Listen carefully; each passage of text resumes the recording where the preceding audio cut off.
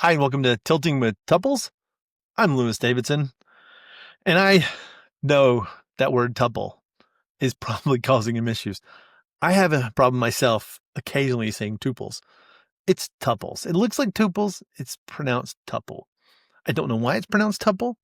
I just know that's the way it's supposed to be pronounced based on the people I've been taught from. Anyhow, today I want to talk about a topic that is pretty much only topic that anybody talks about. And that's why I'm going to get it out of the way right now. And I'm never going to speak of it again. Which sounds basically like how our argument with my wife ends, with me saying, I'll never do that again. And then, of course, I do it again. The fact is, AI is a tool that is becoming more and more useful, more and more necessary. But I see a lot of people writing articles and doing LinkedIn posts and presentations. And there's a lot of fear and a lot of excitement. And it's usually both ways. So either, they think AI is the greatest thing and it will replace you, me, but not them, right? Or they hate it and they're scared of it and they think it's the worst thing ever. Where do I sit? Well, I have this really annoying personality habit, other than my jitteriness if you're watching the video, but I have this really weirdly annoying personality habit where I can see both sides of an argument. Whether I agree with both sides of an argument or not, I can understand both sides of the argument. And let's talk about what I like about AI and why I don't just jump on the bandwagon for pretty much any tech. Like I didn't have an iPhone until I think it was the 6th or 7th edition. I didn't have a Windows phone for the first bit. That was probably because they were a little expensive back when I first got started. Though I did start out with a Palm Pilot. I had a phone Palm Pilot I carried around, and actually wrote a good amount of my first book on. But I don't usually jump on bandwagons. I didn't buy Microsoft when it was really cheap, and it's I could have made a lot of money if I'd done that, but sometimes bandwagons are good, sometimes bandwagons are bad. People not on the bandwagon or just ignoring the bandwagon are probably best off in many cases. But I have things that I'm really excited about it. I love the stuff it can do. I've been writing a series of articles on using regex with SQL Server, and I've been able to use the ChatGPT and Copilot to give me strings that would give me the search pattern I want. And of course, you've got to test them. You've got to make sure they're right. But it does a really decent job. If I need to know what a regex will do, I can ask it. And there are tools out there like regex101.com that you can use to interpret a regex expression and see how it works. But ChatGPT does a really great job. And I can ask it questions about, sports or rules or, pretty much anything. And I could probably do a demonstration here if I just randomly came up with things. But, we can all do that. If you haven't done that yet, you really should, because it's a lot of fun. I have a lot of things I really want it to do. One of those is to help me with photography management. And right now they're pretty good at faces. So if you have people in your pictures, Apple does this pretty well on their phones. I know other people do. If you click on like a person, I can see all the pictures of that person, whether it's the same face, even the same age. They can do that by doing some scans and things. I want to take that to the next level. I want to be able to take a picture of something in a place that I'm interested in and get a view of it. For starters, I do a lot of theme park photography. So I want to be able to say, give me a picture of something that looks a bit like this. And I want to be able to take like Cinderella's castle, and not Cinderella's castle from the classic, front view. And anything can do that. I want it from the side or the back or just a couple of the bricks. I know as a human, I can look at those bricks and go, I know where that's at. If you ask me, yes, I know where this is.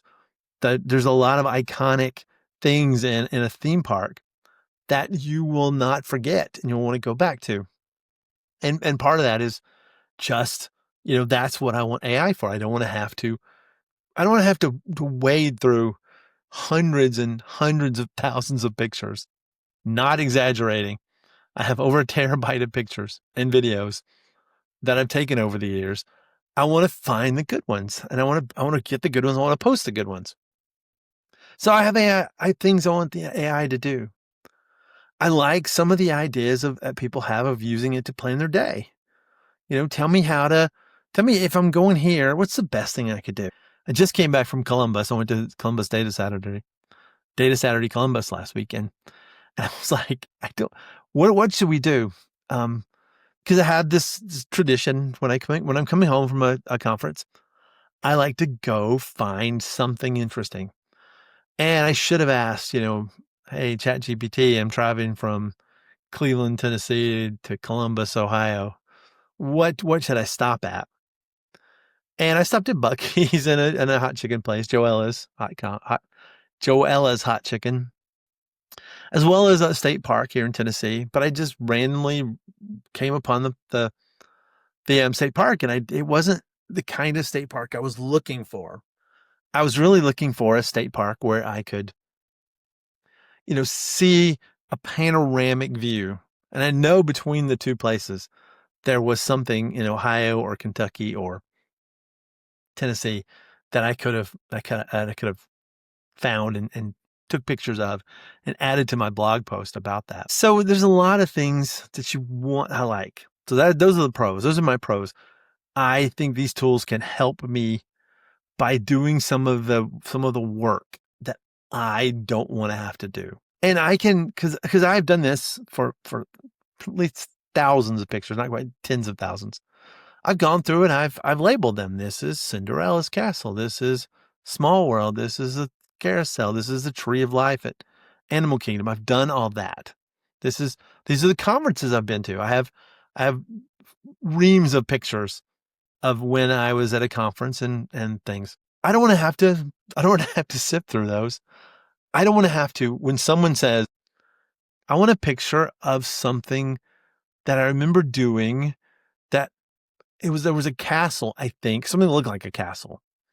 And it showed me, Cinderella's castle from any angle. It shows me the castle at the putt-putt place, right? There's a lot of things like that. That'd be great. Okay, so I think we can all imagine that there's so many things when we're programming, when we're trying to make toasts, when we're trying to make some sort of dish, and we wouldn't mind having AI tell us, hey, here's what will make your toast better. At the same time, we there's some things that scare me about AI.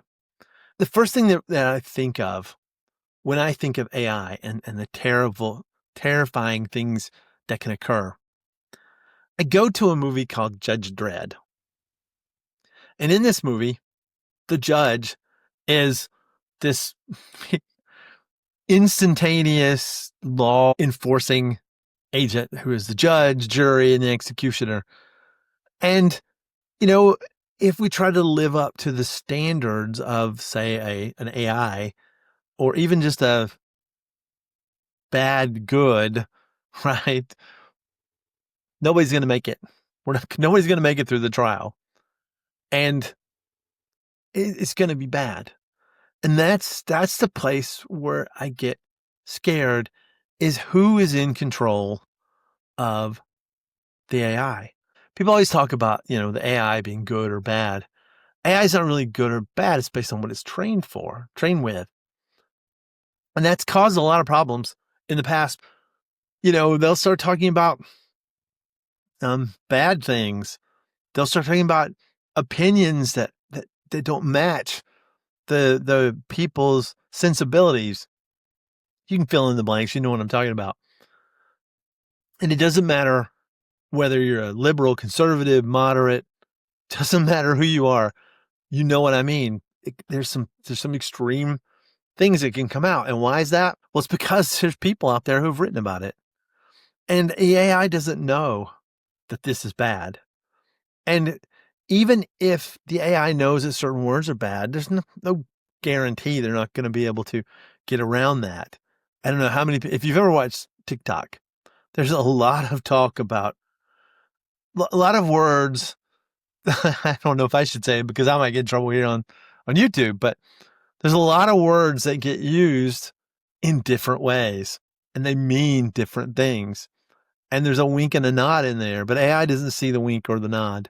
And so we'll end up with this system where a machine is now trying to skirt the rules. And let me just say, I believe a machine will be able to skirt rules a lot better than people do. Because we have feelings. We have feelings. We don't want to hurt people, or we specifically want to hurt people. It's really unlikely that we're going to accidentally offend a lot of people over and over. Unless, maybe one word we say or something, we didn't know that was wrong. But we're not going to systematically do it. We're not going to maliciously, accidentally, right? A computer can do that because it's just a machine going through algorithms, and algorithms don't care. So again, you don't necessarily need to go watch the movie Judge Dredd. I don't think either of the versions were that great. If you want a taste of it, Futurama's Christmas episodes are pretty much in that area. Santa has judged all the kids to be evil, so nobody gets any presents anymore. And in the Tale of Two Santas, the elves have stopped working because they don't need to make any toys anymore. So it's pretty funny. Now, okay, so AI getting out of control, users, that's one particular place that scares me. But when I started working with Kellen Gorman, not for a while, and I don't work with her anymore, but I still follow her. She's still amazing. But a lot of the things she talks about is AI and security issues with AI. And that really terrifies me because it's bad enough when people are out there trying to get your data. I mean, I get phishing expeditions pretty much every day. There's somebody who wants my details. They want me to sign up for something. They want me to, they're giving us a refund. And you don't even know anymore whether you can click on things, right? I don't know if I should click on that. It says we're giving you a refund. Are they giving me a refund? I don't know. If you go to your junk directory on your phone, you most likely have 1,000 things that, PayPal from someone named Prasanth at Gmail. There's a bunch of numbers in there and letters. So it's probably not any of you. If it is, sorry, I didn't click on your thing. Coinbase, I get 1 million emails from that say they're from Coinbase. They're not. I don't even know Coinbase is a real thing. National debt relief. I mean, there's 1 million ways people are trying to trick you, and they're terrible at it, right? People, I don't know if it's to get past filters or what, but there's always misspellings. There's always obviously incorrect addresses and stuff. I think an AI could do that perfectly. And I don't think I'm giving anybody ideas or like somebody going, that's a good idea. So security, and I don't want to get into the big details on that. That's just a big feeling, right? I'm not into the technical details of AI. I just know that you need to be careful with it, just like anything else you do when your personal security is involved. Now, the one negative that is really realistic is the fact that AI is wrong a lot. And I've noticed this when I'm trying to program with it, and I want to program a lot with it, but there's things I don't know, right? I don't know a lot of stuff about programming. I know a lot about SQL. Sometimes I don't know how to do something in SQL. I'll go ask it, how do I do this? What's the syntax for this? And a lot of times it's really, really good. And other times it's complete garbage. And you're like, how did this happen? Was this Is this because it made it up? I know there's this thing called hallucinations that they say it does, but how does it hallucinate? Does it think it's right? Did someone write that and they read it? I don't know how. And I know it's all about they go down paths and this is closer to this and it goes down to the next path and this is closer to this and it makes up these answers and writes these things to you or speaks them for that matter. Although I will say that I have some pretty great experience with Apple Intelligence, which is possibly the worst thing I've ever been excited about in my life. Because it just hasn't been great yet. And I know they're talking and I'm reading the news and I know it's coming, but this has been a rough year for them to say, we're going to do something great. But it not being right scares me because a lot of people just take it as right. There's been studies apparently that AI makes you dumber, and I don't know how that can be possible, but I can imagine that if you don't do anything, that you will get dumber, or you at least certainly will not progress. Because there's a lot of things that you have to do for yourself, and practice makes perfect. And if you just let a AI write it for you or do the work for you, it's not ideal. So, yeah, and it's interesting. I notice when I'm writing like SQL, I'm very judgy about the things that I learn from AI, and I go make sure that they're good. If I'm doing something like PowerShell or any kind of programming, I don't do a lot of programming outside of that. SSIS is one place. I'll always test it, but I always initially trust what I'm reading because I don't know that I don't know what I'm being told by ChatGPT. I would be very happy, and this is not just me as a blogger or writer. I'd be very happy if it gave me more things to go read for further reading. Because that's one of my favorite things I like to do in my blogs and my writing is, here's how you do something. And here's some other information. Here's some other people's thoughts on this. Because even with database design, even though I'm following on I'm basically taking the things that people like Date and Cod and such wrote and making them digestible for people like myself who cannot read any kind of mathematical notation whatsoever.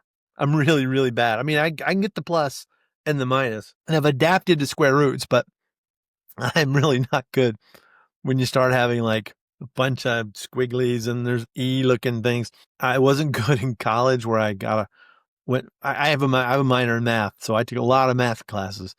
It was really, really hard to get through that. I mean, a lot of C's, but as it is said, C's make degrees. But I mean, a lot of mediocre average grades. But having these tools to help out is great. Just gotta trust them. You can't trust them like they're your everything.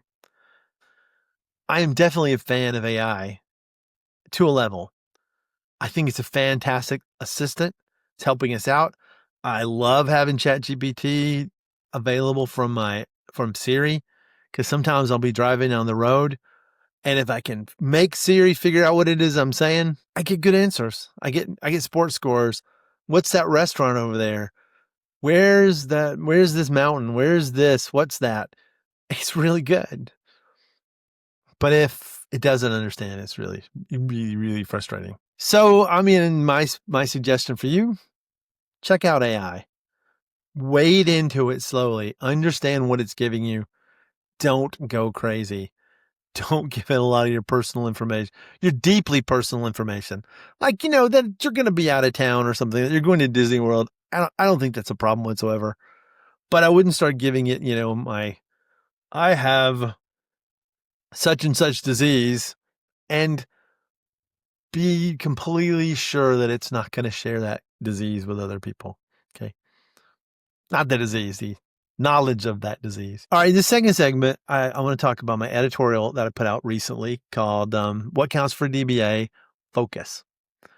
And, I've been writing this series for Simple Talk and SQL Server Central for a long time. And this one came up the other day because I was working on something database related. I needed to drop a database that was on my local machine, and I had a bunch of things open, and lo and behold, I accidentally dropped a database in our development server, our shared development server that where we put all of our code to work, on to integrate them together on our dev server where we start integrating our code together. And I dropped the database because I wasn't focused. I was focusing on the problem I was doing, but I wasn't focusing on the whole picture. And so you have to make sure you focus. And that's simple enough. We've all made mistakes. We've all gotten something wrong like that. But I was watching American Ninja Warrior last night, and there was one of the athletes did their course, and they slipped off the thing and fell in the water, splashed. It was a bummer for them. Okay, so it was a bummer that they did that. But then a few minutes later, they came back and they showed it again, and they showed it from a different angle, and they were showing it multiple things. And I was just sitting there thinking, what if you were, one of those athletes sitting there on your couch with your family and friends, and you had to watch this, right? Because I don't know if they know who wins or know how it all comes out or all the things, or if they just like us sit back and watch it. And it's not live. So when you're watching football, you're watching it live most of the time. So you're not, there's no chance that you can, know that you're not going to know what's going to happen. And you're not going to go back and watch the things that you do wrong in front of your family. And I just thought, what if as a DBA, you had the same kind of thing? So I'm also a big fan of Bob Newhart, and I'm not going to be even half as good as Bob Newhart, and I'm not going to be half as good as Newhart. And I'm not going to be as long either in terms of this little sketchy kind of thing I want to do. But what if you were a DBA and you're sitting at your desk, there's someone just right here and they're watching you, and they had their microphone, and you are, typing on your computer, doing your stuff. You got your mouse out, and they're going, okay, he's got his mouse. Looks like he's going to click on the database. Does he know what database is in? Well, wait, he's written a drop database statement. Now, the last time he dropped a database, it was about 30 years ago, and it was a database on his own server, and he was really careful about it. But this time, I'm not sensing that. Today's been a really bad day for him. He looks tired. He's got too much stuff going on. Look at all those windows he has open. Oh no, he's got a Teams message. Hold on. Now that is really going to knock his focus down. All right, he's looking back. Wait, I think he's on the wrong database. Oh man, no. Oh, come on everybody. Let's hope he doesn't. Oh, he did it. He doesn't know it yet.